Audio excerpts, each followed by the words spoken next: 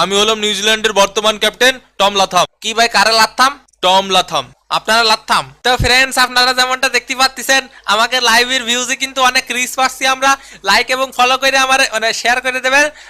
আমি বেটা, বাংলাদেশের সিরিজ খেলতে আসছোস নাকি নিজের ফেসবুক পেজ প্রমোট করতে আসছোস? ভাই, দুইটাই এক ঢিলে দুই পাখি। আসলে ভাই সবাইরে দোষ দিয়ে তো লাভ নেই। সমস্যা আছে যে মাঠে মিরপুরের পিছে আমাদের মধ্যে কোনো সমস্যা নেই। আমরা ওয়ার্ল্ড ক্লাস টপ প্লেয়ার।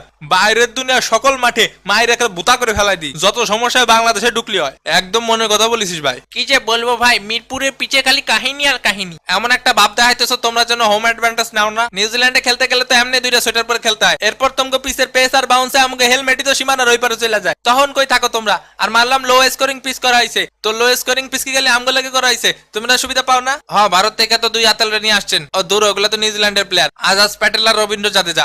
দূর, খালি নামে বলাই। যাই হোক, ওগুলা